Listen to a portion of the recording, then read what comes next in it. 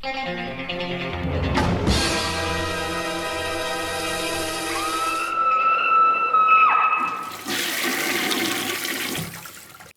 Mrparka here from ScreamingToilet.com, and I'm here to for my weekly reviews and an update, guys, and another contest, of course. Let's get into the weekly show. I got 4 titles here to review. I might apologize ahead of time. Well, I mean, I am going to apologize ahead of time because I am a little bit under the weather. So if I feel groggy or you hear me kind of nasally, that's what's going on here. But the first movie is, of course, from Arrow Films, which has been killing it, and hopefully they'll continue to do so, and it looks so with their upcoming slate, is Evil Ed.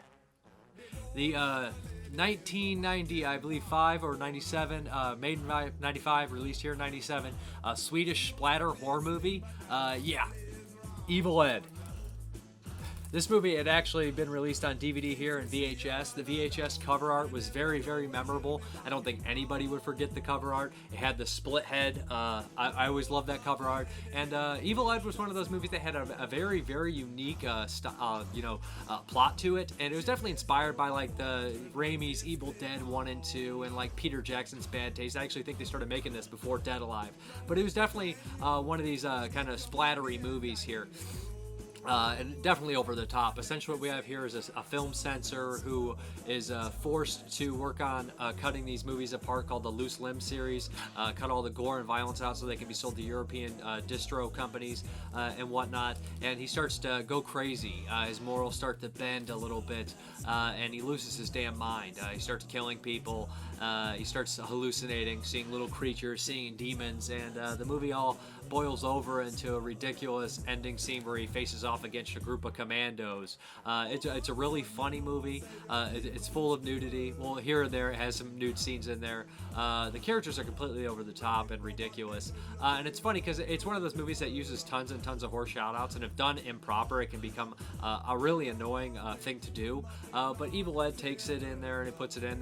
The lead actor who plays Evil Ed makes it his own. I'm coming to get you, Barbara. There's just tons of lines in here, and there's actually a lot of memorable lines that I quote on a daily basis. Every time I'm on a film set, I go up to the director and kind of act a little serious, and I say, so when are we doing the beaver rape scene? Because if you guys have ever seen Evil Ed, there's a scene in there where he cuts out this beaver rape scene, apparently. You never see the beaver rape scene, but he cuts it out because it's obscene, of course, and the producer says, where the my beaver rape scene? And he says, I cut it, it was obscene, but it had no explicit gore or sex in it, so it was supposed to stay in. It's worth a fortune, apparently. That's one of my favorite moments in here. This has been remastered. It has tons of features on here as well. There was I believe, an Austrian or German media box that was very expensive. I almost bought it a couple times. I'm glad I held off. This edition comes with the extended cut, which they added the balcony scene back in, and just him editing some stuff. And it comes with the regular edition if you buy it soon enough. The regular edition, I think, is limited, the regular cut of the movie. But yeah, there's a 45-minute making of that talks to the lead, who seems like a great guy. The filmmakers, the special effects guys, they all seem like cool guys. There's a featurette beyond Evil Ed and before Evil Ed, where you get to take a look at their movie called High Crime, or that they shot part of. That movie looked like a blast, about these 3 corpses that come to life and the Morticians trying to track them down. I don't think it was ever completed, unfortunately, but that looked like a lot of fun. That was made before Evil Ed, and these guys actually had a short little career, although I think it should have been longer and bigger because they do so many good things in this movie. It's just a blast, and it's very ambitious. Squibs going off left and right. Just an absolute laugh riot. It is dubbed, but the performances are so strong and good, and the special effects are amazing, so you barely notice.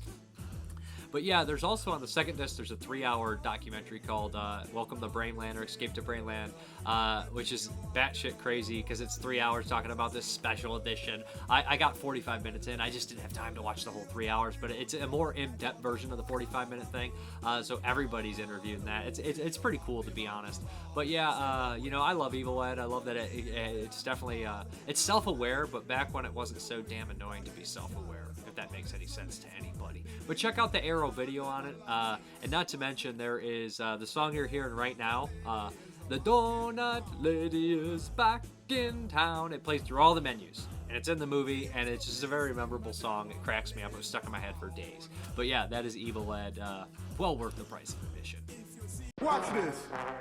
They know not the lady is a back in town. She used to be slim, but now her belly is round. If you see her run her down, you never know when she'll be back in town. Mycket har absolut inte dött.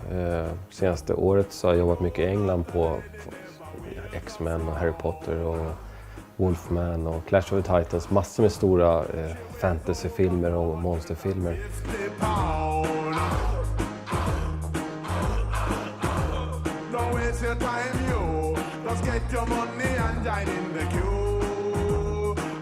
And then she sing Donuts, gobble, gobble, donuts, gobble, gobble, donuts. Det gör ont också att bli skjuten. Inte bara i verkligheten, utan också. Men det blir ju små, efter varje sånt där skott så får man ju ett litet blåmärke. Where's the problem? I want you to answer a simple question. Can you do that for me? And tell me this. Where in the fuck is my beaver rape scene?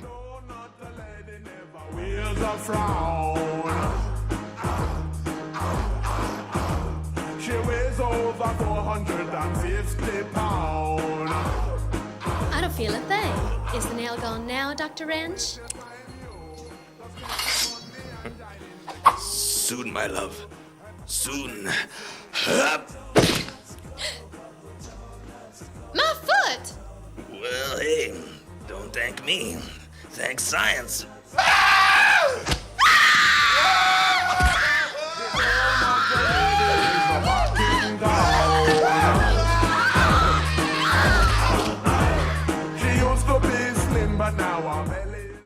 The next one we have here, again from Arrow, there's going to be a couple Arrow ones in this one, is Joe, I hope I say his name right here, Dalsandro? I'm not really good on names, but he pops up in a bunch of stuff. In The Climber, this is an Italian crime film with Little Joe in there from, you know, Andy Warhol's movie, Flesh for Frankenstein, Blood for Dracula, Black Moon, lots of other stuff. Trash, Flesh, Heat, the trilogy there. So Joe was kind of this like sex symbol. He came from Andy Warhol's kind of like factory. So he kind of had a name for himself. And after he made those Italian movies, he decided to make, you know, a couple more in Italy. And The Climber is pretty much a run-of-the-mill Italian crime film, except it has Joe in it. It's a rise to power, a low-level criminal, climbs up the crime ladder, kind of like Scarface.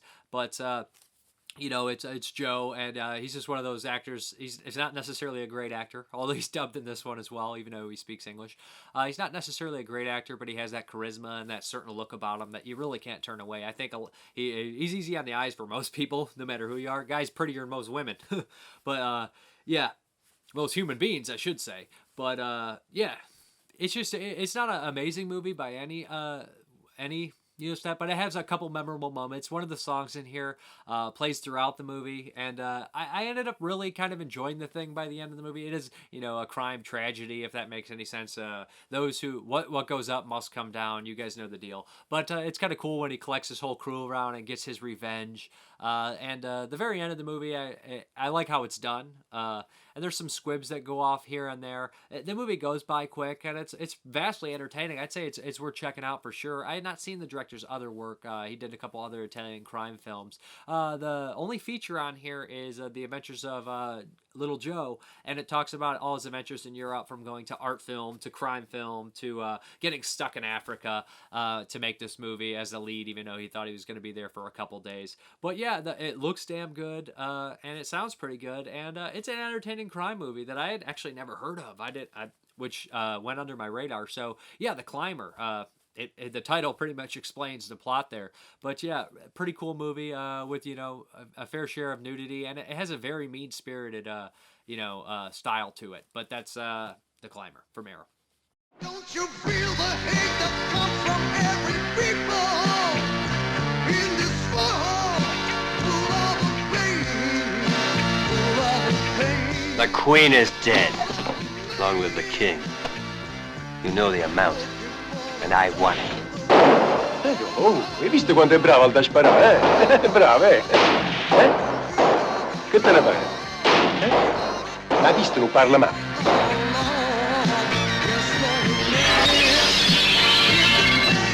Her love interest at the time was Bernardo Bertolucci, and she left him to start dating me, and I thought, wow, I must be somebody.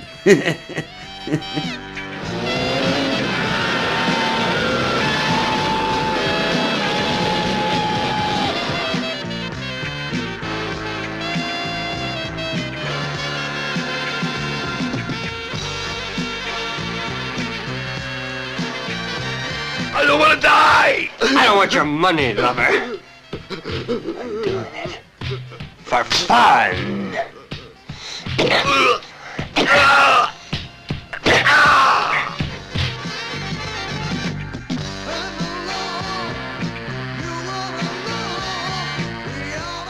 The next one here is my first dive into the Arrow Academy, which is Arrow's kind of art, more art-centric movies. This is Spotlight on a Murderer. This is actually by the director of Eyes Without a Face, I believe. Let me check. Yeah, A Fiend Without a Face or Eyes Without a Face. I believe it's Eyes Without a Face. Yeah, Eyes Without a Face, which is a huge cult movie. This is a French one. This is like a gothic murder mystery. Has elements of comedy in here. It's made in 1961, but all the dialogue seems more modern than that, if that makes any sense. And the dialogue in the movie is actually funny. You know, I don't want to say that older movies aren't funny. They're funny in their own way, but it's a funny modern dialogue to me in here.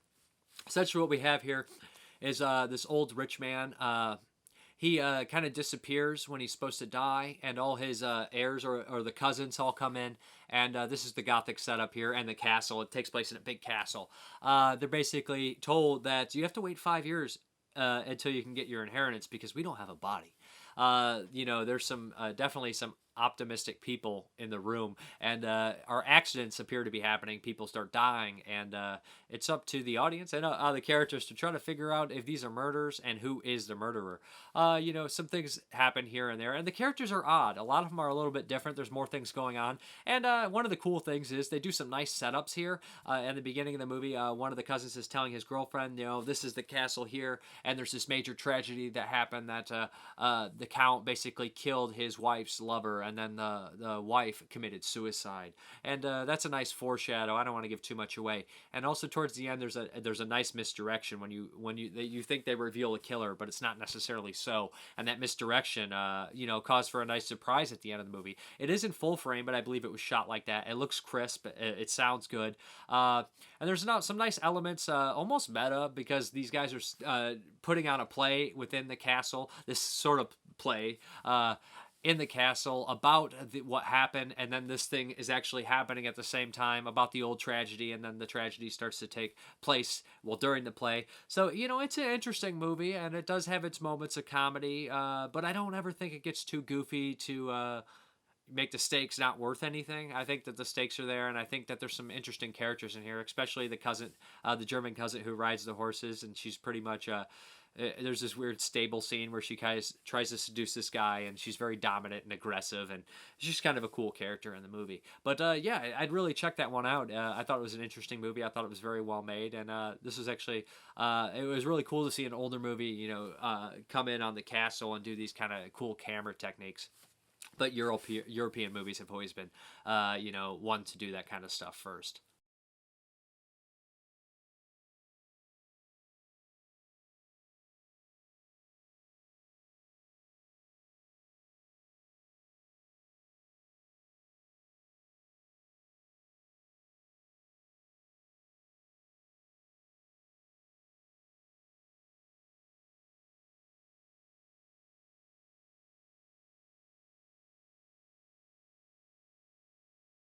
The last movie I have here is called Starlight with Iggy Pop, but he doesn't even speak in the movie. Yeah, this is MVD visual release here. Not heard much about that movie at all, period, actually, when I saw it. This movie is French as well, and this is kind of like a French circus tragedy, I'll say. There's some group of carnies that end up staying at this place for a short time, and there's not enough people around. It's really desolate, and everybody just seems so miserable and unhappy. The thing with this movie is the lead character has a conscience, which is Iggy Pop, and he can't control his anger, but Iggy Pop's always there to kind of come in and try to keep him at bay. This sets up some weird moments. The movie has a plot that would and it unfolds, and all the things that happen and the tone feels like an art film, but I don't think the technical level of filmmaking ever reaches that art film level. I just think that nothing really pops to the eye for me. There's some nice moments. The way the street's lit and all the lights are in the back looks really nice, and the characters are bizarre, and the acting is well done. It's just none of the characters are intriguing enough in the movie, and the technical aspects don't capture me enough to have me care as much as I actually should. It is pretty bitter at the ending of the movie. It's a very sad ending, and it although the movie has a lot of unrealistic things like actual magic taking place in it to a certain degree, it has a realistic downbeat ending. I don't think there's any special features on the disc. This one's definitely up to you. If you like circus films, which I typically do, I think the circus is a great backdrop for a film. I think it's unique, and I think it's different. And I think it was one of those kind of mysterious yet scary things that's not explored anymore in films, probably because the circus is not as prevalent as it used to be, which is, kind of strange. But, yeah, this one, either a lot of people will love it or a lot of people will dislike it. I'm more... I'm not sure I would ever watch it again. It is a unique movie, but I'm not sure if I particularly like the movie that I watched, or it is worth watching again, if that makes any sense to anyone. Mesdames et messieurs, chers enfants, bonsoir! Bienvenue! Ce soir, pour vous, un grand spectacle vous attend. De la magie, de la danse, du rire.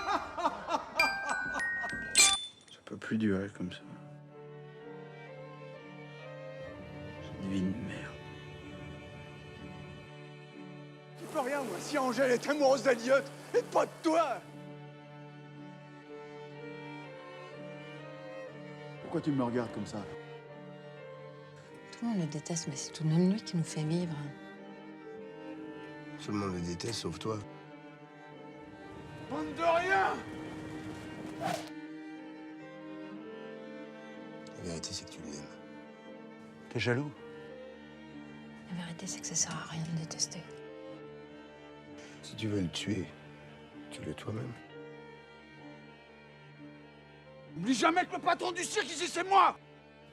Tu pourras enfin guérir de cette douleur qui te ronge. Quelle douleur?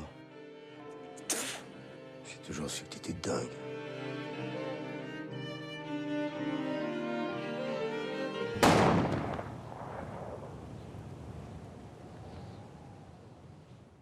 The next segment is, of course, the shout out. And I want to give a shout out to, this is a segment where I give shout outs to, whoever, a company, a YouTuber, an actor, an actress, distributor, somebody that I think I just enjoy and I think needs some more eyes on them.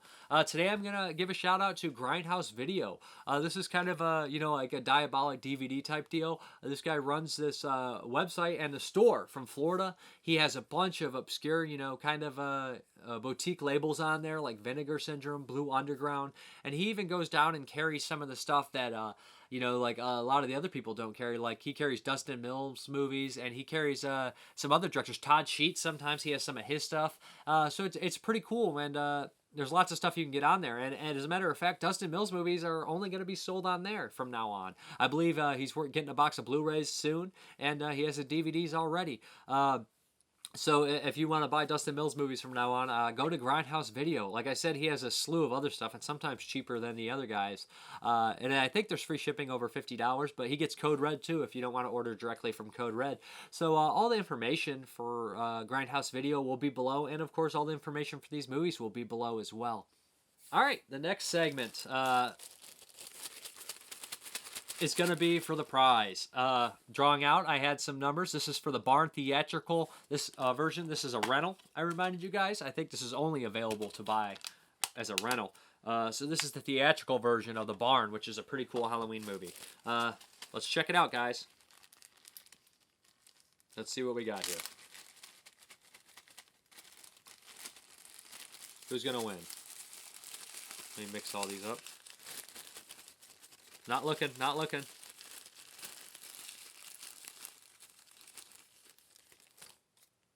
Okay, here we go. We got Too Many Movies. That's who won. So, yeah, congratulations, buddy. Shoot me a message, and I'll get your package shipped out ASAP.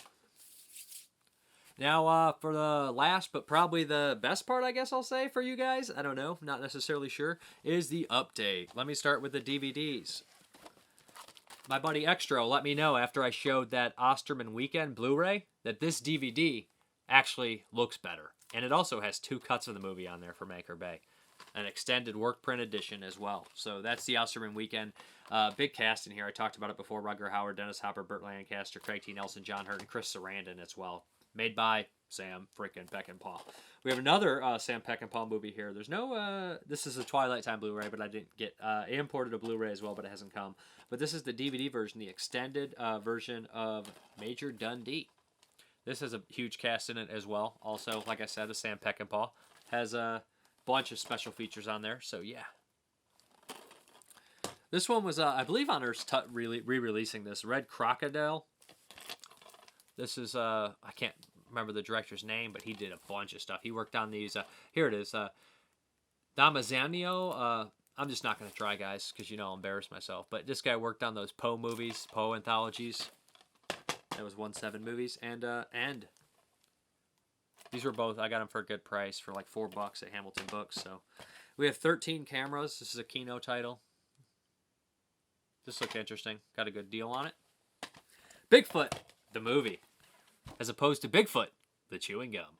It just cracks me up when they do that. Garbage Pail Kids, the movie. But I guess there was trading cards. So, but yeah, I have not seen this. This is from Wild Eye. Picked it up. And we have The Salvation with Mads in it. Crazy ass Mads. So you know it's going to be intense. Looks like a Western. I'm into Westerns. Now let's get into the Blu-rays. We have Obsessions from Cult Epics. Not seen this one. Battle of the Bulge, which was dirt cheap, but it came with a puncture in the case, which kind of upset me. A Charles Bronson movie, guys. Can't get out of this any updates without a Charles Bronson movies. Also, Robert Ryan's in it, so yeah. And I believe Telly Savalas is in this bad boy too. So that's a Dirty Dozen, reunion. Violent City reunion, I guess we'll say too. The Magnificent Seven, another Bronson. This is the collection. This is all 4 movies in here. I never saw Magnificent Seven. I know it's bad. I know it's got Steve McQueen, Charles Bronson, James Colbert, Robert Vaughn, Yul Brynner. It's got a huge cast. Like everybody was in that movie. Then we have from Code Red, Twisted Nightmare. This is funny. I haven't seen Magnificent Seven, guys, but I've seen Twisted Nightmare twice. I had a bootleg of this movie, and I popped it in one day and watched it. I might even have a VHS somewhere. And one other day, like years later, I was sitting there, and I was like, hey, what's this? Twisted Nightmare. I don't remember this. I put it in. I was halfway through. I was like, I already seen this. It's one of those deals, guys. But, I had to see it again. Now I remember it. I remember the barn with the cats. That's about it. We have the Blackcoat's Daughter, a.k.a. February. I reviewed this one. I was blown away by it. Thought it was really cool. Nice slow burn. And I'm not talking about, hey, this movie's boring as shit. I don't mean slow burn when I say that. Slow burn means there's a payoff, and it's worth the wait. But yeah, it's a really good movie. Really interesting. It's one of those ones, like I said, that by the time you figure out what's happening, it's too late. From Severin, Blackenstein. I haven't seen this movie since I've been a kid. I guess this has got 2 cuts on it. I picked it up.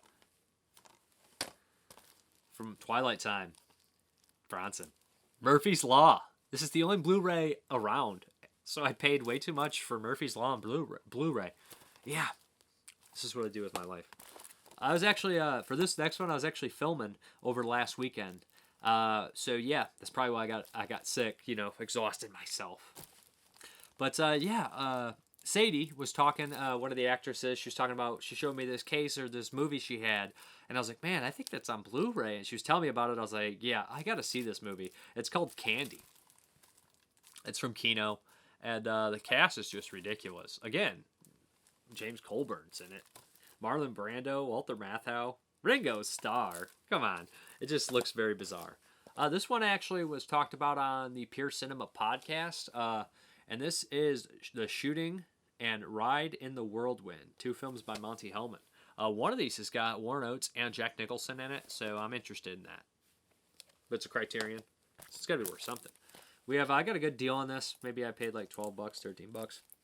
And this is Hired to Kill with George Kennedy, Oliver Reed, and Brian Thompson from Fright Night 2, Mortal Kombat 2, Cobra, Terminator. Brian Thompson's one of those underrated guys. I always dug him. And last but certainly not least is Frank Henenlotter's Brain Damage on Arrow Films disc. Yeah, this bad boy looks frickin' awesome. I reviewed this a little bit ago, and I got the little pin. So happy. But yeah, I didn't miss anything, hopefully. Hopefully you enjoyed the video. They're getting shorter, but, you know, people don't like these long videos. I'm just kidding. But you guys, they're always just timestamps, so feel free to jump around, come back, do what you do. And always the contest will be hosted down at...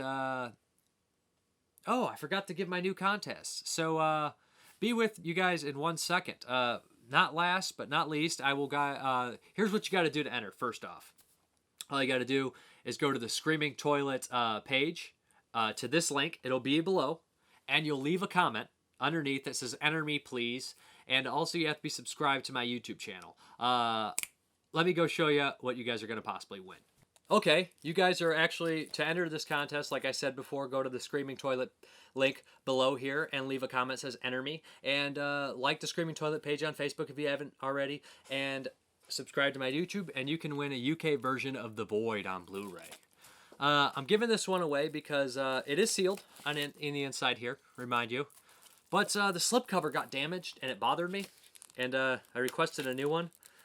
And I decided to keep this one just to give it away as a prize for you guys. So yeah, go ahead and enter the competition. And hope everything is good. You guys have a good one as always. And be good and stay safe.